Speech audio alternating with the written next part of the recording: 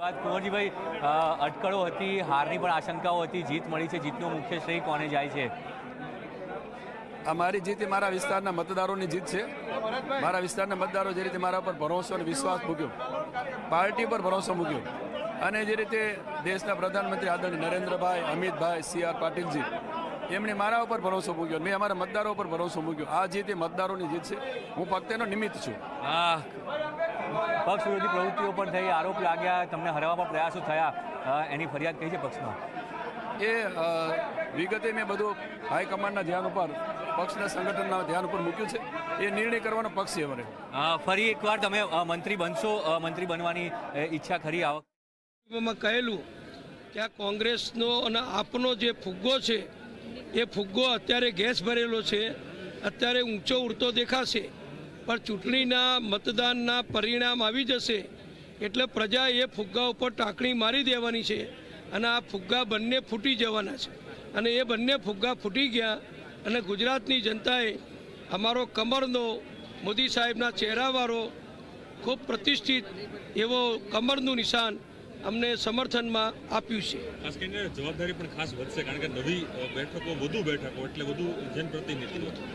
સ્વાભાવિક છે કે અમારા 110 ધારાસભ્યો સાચવવા પડતા હતા. હવે અમારા નવા મંત્રીશ્રીઓને 156 ધારાસભ્યોને અને આટલા મોટા ભારતીય જનતા પક્ષના લાખો કાર્યકરો, કોર્પોરેશન, નગરપાલિકા, તાલુકા પંચાયત, જિલ્લા પંચાયતના હજારો ચૂંટાયેલા પ્રતિનિધિઓ, આ બધાને માન સન્માન આપવું પડશે, એમને સાચવવા પડશે. જેટલા વ્યાજબી ને જરૂરી હોય એટલા એમના કામ પણ સમયસર કરવા પડશે. એટલે આ એક કામ કરવાનો, સંતોષ આપવાનો એક મોટો પ્રકાર પણ અમારા નવા મંત્રીશ્રીઓએ ઉપાડવો પડશે.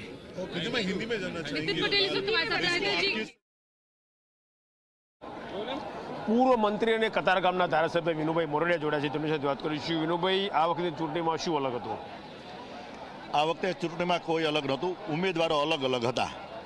અને ઘણા ટાઈમથી ચૂંટણી લડીએ છીએ તો દરેક વખતે અલગ ઉમેદવારો આવે છે, જેને સેવા કરવાની ઈચ્છા થાય 6-12 મહિના પહેલાં આવે લાઇમલાઇટમાં. મેં કીધું તો એમ પાછા એ જતા રહે. લોકોની સેવા કરવી એ ભારતીય જનતા પાર્ટીના કાર્યકર્તા તરીકે અમારી ફરજ પણ છે અને એ કરી રહ્યા છીએ. ચૂંટણી જાય ને અમે કામે લાગી ગયા છીએ લોકોની સેવા માટે. એટલે અમારા માટે ચૂંટણી છે, જીતવું અને જે સત્તા લાવી એ અમારા માટે સાધન છે, અમારા માટે પૂજનીય નથી.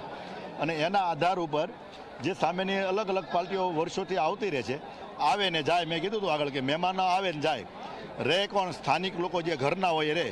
અને કતારગામની જનતાએ મને ઘરનો માન્યો છે અને ગુજરાતમાં નરેન્દ્રભાઈને પોતિકા માન્યા છે, ત્યારે લોકોએ એમના આધાર, એમની ઉપર વિશ્વાસ મૂકીને આ આશીર્વાદ આપ્યા છે. તમારા માટે ચેલેન્જ કોણ હતું, કોંગ્રેસ કે આમ આદમી પાર્ટી? બંનેમાંથી એકય નહોતું. મેં પહેલેથી કીધું હતું કે ચેલેન્જ નથી, કોઈ પડકાર નથી. ભારતીય જનતા પાર્ટી આવી અનેક ચૂંટણીઓ લડી છે, હંમેશા 5 વર્ષ સુધી સેવા કરતી હોય છે, 5 વર્ષે લોકોના આશીર્વાદ લેવા જતા હોય. એટલા માટે અમારા માટે કોઈ પડકાર નહોતો. ભારતીય જનતા પાર્ટીના કાર્યકર્તાઓ, અમારી પાસે લીડરશીપ, આ બધું જ હતું. એટલા માટે અમારા માટે વ્યક્તિગત કોઈ પડકાર નહોતો. છેલ્લો સવાલ, મંત્રીમંડળમાં તો જોઈ ચૂક્યા છે, ફરીવાર વિનુભાઈ મોરડિયા સ્વર્ણિમ 1-2માં હશે ખરા? ધારાસભ્ય તરીકે સ્વર્ણિમ 1-2માં જવાનું થાય સ્વાભાવિક છે. અને અત્યારે ધારાસભ્યની જે મને પાર્ટીએ જીતાડ્યો છે અને જનતાએ જે જીતાડ્યો, જનતાએ આશીર્વાદ આપ્યા છે, મારું અત્યારે નજર આજની તારીખ સુધી કતારગામની સેવા, કતારગામના લોકો એની ઉપર છે. આભાર. તો હતા વિનુભાઈ મોરડિયા. જેમનું કહેવું છે કે ધારાસભ્ય તરીકે સ્વર્ણિમ 1 અને સ્વર્ણિમ 2ના ચક્કર જે ચાલુ રહે છે, તેમનું ધ્યેય માત્ર કતારગામની સેવા છે. બાપુનગરના ધારાસભ્ય દિનેશભાઈ કુશવાહ જોડા છે, તેમની સાથે વાત કરીશું. દિનેશભાઈ, બાપુનગરની જનતાએ પ્રેમ આપ્યો. બાપુનગરની જનતાનો ખૂબ ખૂબ આભાર વ્યક્ત કરું છું. ભારતીય જનતા પાર્ટીના સંગઠનના સૌ કાર્યકર્તા અને મારા સમર્થકોએ ખૂબ મહેનત કરી. આજ મહેનતનું ખૂબ સરસ રિઝલ્ટ આવ્યું છે, એટલે હું એ લોકોનો ખૂબ ખૂબ આભાર વ્યક્ત કરું છું. શીર્ષ નેતૃત્વ અમારા વૈશ્વિક નેતા નરેન્દ્રભાઈ મોદી, જેમણે અહીં સભા કરી અને રોડ શો કર્યો, અને અમારા સૌ નેતા અમિત શાહજી છે, JP નડ્ડાજી છે, CR પાટીલજી છે, ભૂપેન્દ્ર પટેલજી, સૌએ જે આશીર્વાદ આપ્યા છે, એ આશીર્વાદનો આજે ખૂબ સરસ રિઝલ્ટ આવ્યું છે.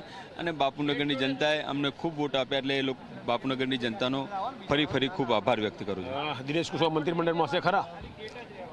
ભારતીય જનતા પાર્ટીનો એક સામાન્ય કાર્યકર્તા છું. ભારતીય જનતા પાર્ટી જે મને પ્રેમ આપ્યો છે અને જે આદેશ પાર્ટી કરતી હોય દરેકે દરેક કાર્ય માટે હું તૈયાર છું. આભાર. તો આ હતા દિનેશ જીત મેળવનાર ભાજપના ધારાસભ્ય શંકર ચૌધરી આપણી સાથે એમની સાથે વાત કરીશું. શંકરભાઈ, થરાદ બેઠક ઉપર ભવ્ય જીત મળી, જીતનું શ્રેય કોને અને શું કારણ માની રહ્યા છો આ વખતે બનાસકાંઠામાં પરફોર્મન્સ સુધર્યું એનું? દેશના પ્રધાનમંત્રી નરેન્દ્રભાઈ મોદી સાહેબની જે વિશ્વ નેતા તરીકેની જે ઇમેજ અને જનજનના હૃદયની અંદર એમનું સ્થાન છે અને ભારતીય જનતા પાર્ટી ઉપરનો ભરોસો, આ વિજય એ થરાદનો હોય કે ગુજરાતનો હોય, એ મોદી સાહેબની લોકપ્રિયતાનો વિજય છે. પ્રજાને રાષ્ટ્રીય નેતૃત્વ અમારું મોદી સાહેબ, નડ્ડાજી, અમારા અમિતભાઈ શાહ સાહેબ અને અહીંયા અમારા પાટીલ સાહેબ અને ભૂપેન્દ્રભાઈ પટેલ સાહેબ, એમના ઉપર એમણે જે વિકાસની યાત્રાને જે આગળ વધારી છે, કુલ મિલાવીને પ્રજાએ એના ઉપર ભરોસો મૂક્યો છે અને આ વિજય પ્રજાનો વિજય છે. બનાસકાંઠામાં આ વખતે પરફોર્મન્સ સુધર્યું છે એનું કારણ શું રહ્યું? ગત વખતે 2 આવી, આ વખતે 4 બેઠકો આવી છે. જોકે તો 4 બેઠક નથી ત્યાં, આટલી સુનામી હતી છતાં પણ બેઠો ગઈ. મોદી સાહેબને પ્રત્યેનો પ્રેમ અને ખાસ કરીને નર્મદાનું પાણી એ વિસ્તાર ઉપર લાવવાનું કામ કર્યું.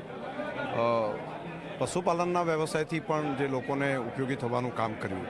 આ કુલ મિલાવીને મોદી સાહેબ ઉપરનો જે ભરોસો છે, ભાજપ ઉપરનો ભરોસો ને મોદી સાહેબની જે લોકપ્રિયતા, આ બંનેનો વિજય છે. અંતિમ સવાલ શંકરભાઈ, તમે અનેક વચનો આ વખતે આપ્યા છે, કયું પ્રાથમિકતા રહેશે, કયું વચન આ વખતે પ્રાથમિકતાથી પૂરું કરશો જનતાને તમે જે ધારાસભ્ય બનતા પહેલાં આપ્યું છે?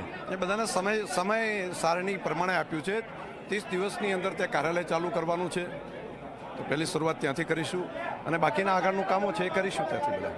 ધન્યવાદ શંકરભાઈ. તો આ શંકર ચૌધરી જેમણે સ્પષ્ટ રીતે કહ્યું કે જનતાને જ શ્રેય જાય છે, પ્રધાનમંત્રી મોદીને શ્રેય જાય છે જે જીત મળી તે માટેનો, અને સમય નક્કી કર્યો છે એ પ્રમાણે જે પણ વચનો આપ્યા છે તમામ વચનો પૂર્ણ કરવામાં આવશે તેવો દાવો તેઓ કરી રહ્યા છે. કેમેરામેન રમેશ સ્ટુડિયો સાથે રાજ્યના શિક્ષણ મંત્રી જેમની બેઠક ઉપર તમારી નજર હતી, તેમની જીત થઈ છે, તેમની સાથે વાત કરીશું. જીતુભાઈ, જે રીતે બેઠક પર જીત મળી અને જનતાએ ભવ્ય જનાદેશ આપ્યો, આનંદો ખુશીની વાત છે.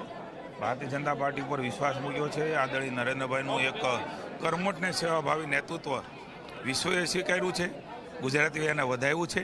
ખુશીની વાત છે. અમિતભાઈ શાહનું માર્ગદર્શન, નડ્ડાજીનું નેતૃત્વ, માનનીય મુખ્યમંત્રી ભૂપેન્દ્રભાઈ પટેલનું નેતૃત્વ, CR પાટીલજીનું સંગઠનનું નેતૃત્વ, કાર્યકર્તાનો પરિશ્રમ, જનતાના આશીર્વાદ, ખુશીનો દિવસ છે, સુવર્ણ દિવસ છે ભાજપા માટે. તમે કહેતા હતા કે સતત 7મી વખત જનાદેશ મળશે અને એવું થયું, ભવ્યાથી ભવ્ય જીત ભાજપની. મેં કીધું હતું કે લખી લેજો, પુનઃ એકવાર ભારતીય જનતા પાર્ટીની શાસન એ 7મી વાર આવશે. મારા ઇન્ટરવ્યુમાં પણ કહ્યું છે, અગાઉ પણ કહ્યું હતું અને મેં કહ્યું હતું પણ ખરું, હું બોલું છું એ બતાવજો. ભારતીય જનતા પાર્ટીએ કરેલા કામો સેવાના ભાવથી, વિનમ્રતાથી આ જીતને પચાવીને પ્રતિનિધિઓ અને કાર્યકર્તાઓ કામ કરશે. જીતુભાઈ, પ્રદેશ અધ્યક્ષ રહ્યા હતા, મંત્રી પણ બન્યા હતા, આ વખતે ફરી મંત્રી બનવાની ઈચ્છા? કાર્યકર્તા છું.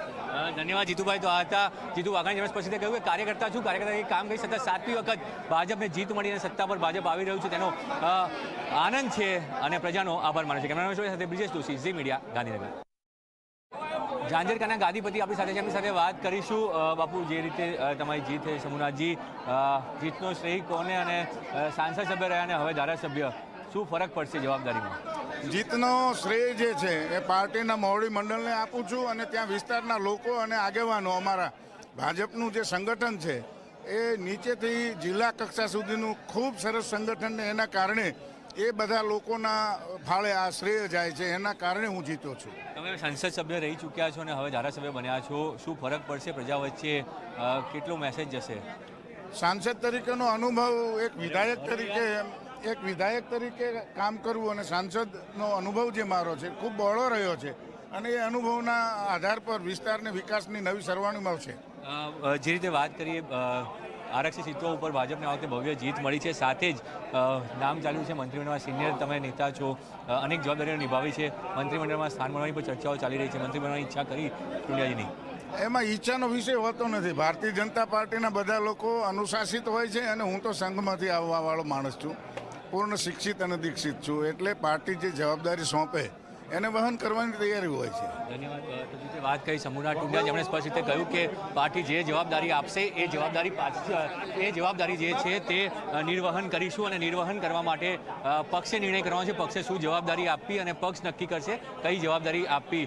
જનતાને તેઓ શ્રેય આપે છે, કાર્યકરોને શ્રેય આપે છે, પોતાની જીતનો સંસદ સભ્ય બાદ હવે તેઓ ધારાસભ્ય તરીકે કામ કરશે. કેમેરા ડીસાના ધારાસભ્ય પ્રવીણ માળી આપણી સાથે જોડાયા છે, તેમની સાથે વાત કરીશું. પ્રવીણભાઈ, યુવાઓનું પ્રભુત્વ ધીરે ધીરે વિધાનસભામાં જોવા મળ્યું છે, તમે ડીસાથી પ્રતિનિધિત્વ કરી રહ્યા છો, કેવું લાગે?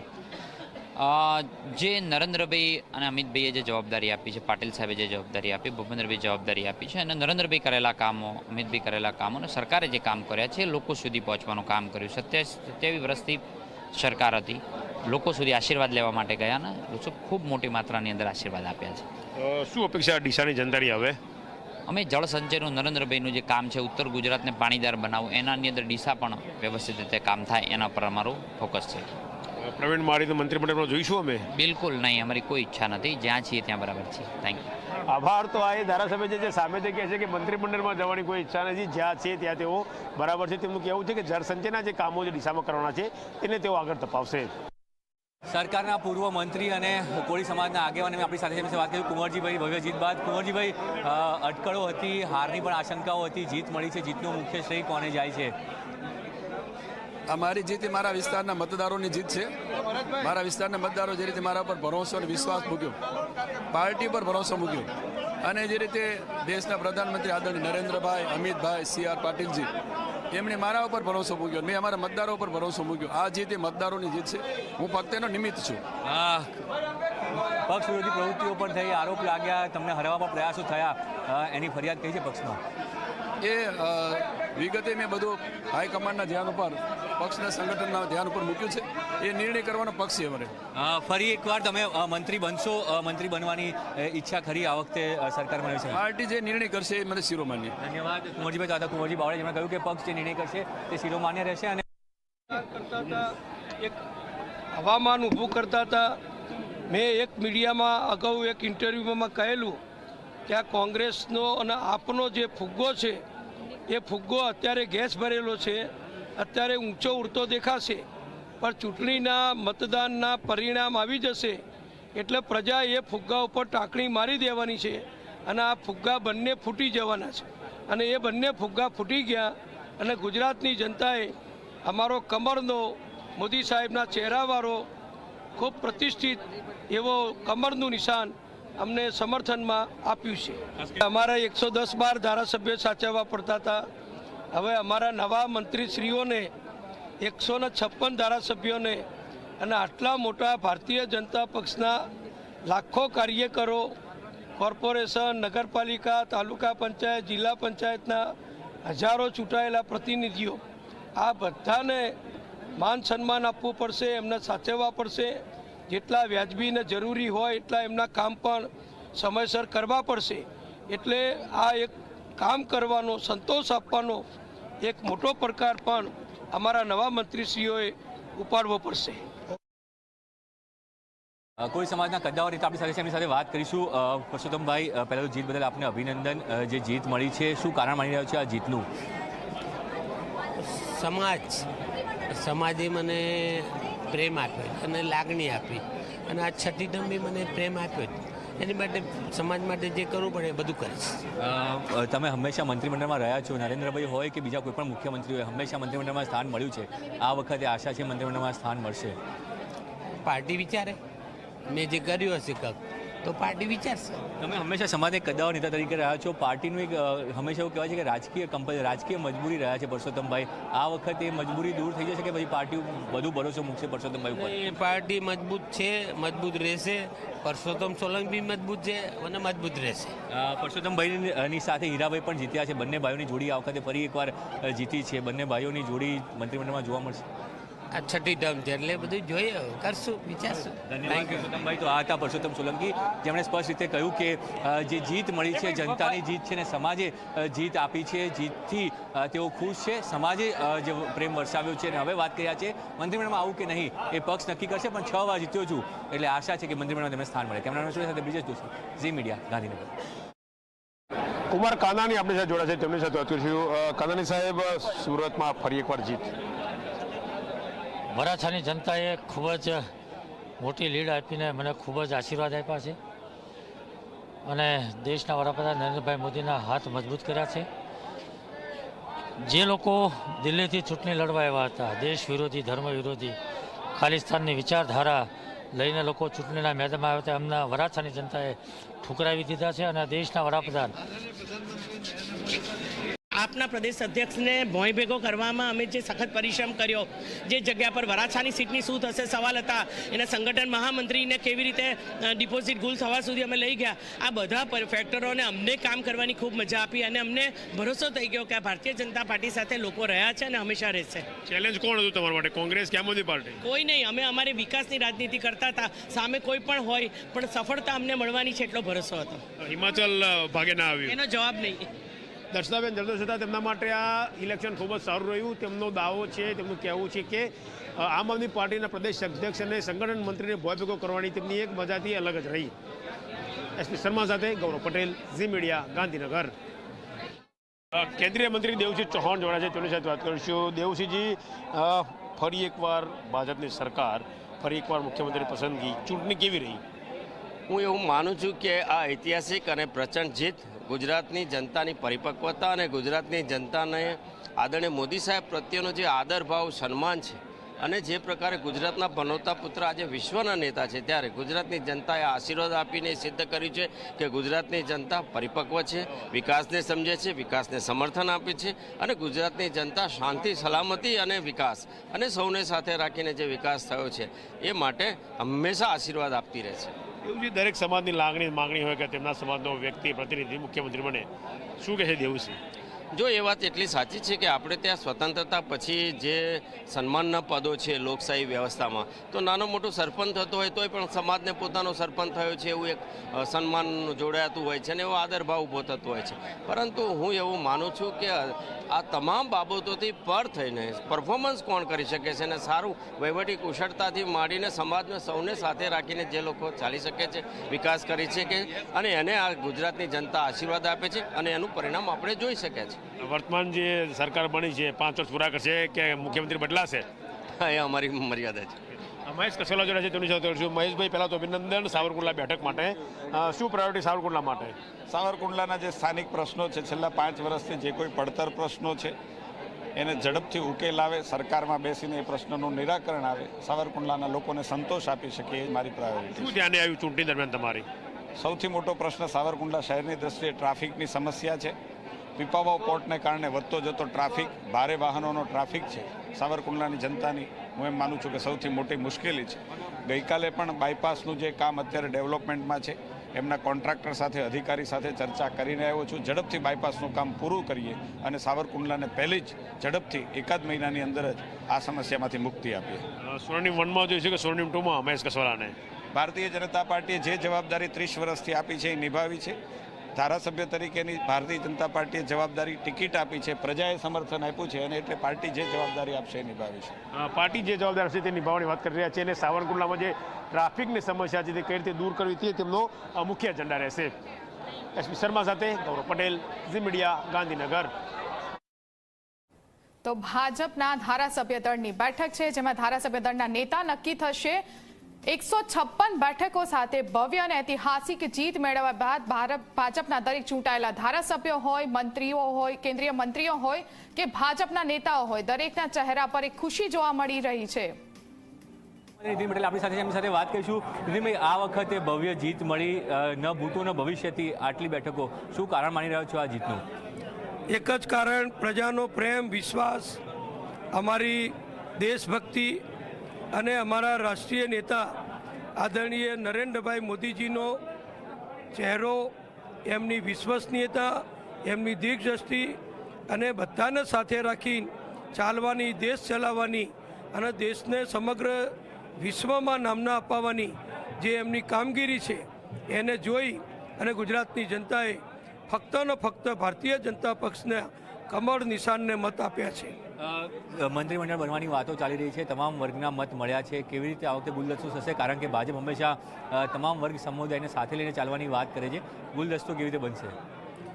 જો મંત્રીમંડળ બનાવવાની સત્તા એ કેન્દ્રીય નેતાગીરીને છે, પ્રદેશ અધ્યક્ષ CR પાટીલજીને છે અને મુખ્યમંત્રી ભૂપેન્દ્રભાઈને છે. એટલે આ અમારી સક્ષમ, દીર્ઘદ્રષ્ટિવાળી, અનુભવી જે નેતાગીરી છે એ નેતાગીરી બધું જ વિચારી બધાને સંતોષ થાય એ પ્રમાણેનું મંત્રીમંડળ બનાવશે. આગામી દિવસોમાં નીતિનભાઈ પોતાની જગ્યા ક્યાં જોડ્યા છે? નીતિનભાઈની ભૂમિકા શું રહેશે? નવી સરકાર બન્યા બાદ રાજ્યની અંદર નીતિનભાઈ ક્યાં જોવા મળશે? હું સંગઠનમાં છું, કાર્યકર છું અને અનેક કામમાં જોડાયેલો છું. સામાજિક ધાર્મિક અનેક પ્રવૃત્તિઓમાં હું જોડાયેલો છું અને ભાજપનો કાર્યકર છું. એટલે અત્યારે આ કામગીરી મારી ચાલુ રહેશે. અંતિમ સવાલ, આમ આદમી પાર્ટી 5 બેઠકો જીતી છે આ વખતે. 27 ચૂંટણી લઈને ભાજપ આને કઈ રીતે જોઈ રહ્યું છે કે આમ આદમી પાર્ટી હવે મુખ્ય વિપક્ષ બની રહી છે? નહીં, આ આવી ગઈ.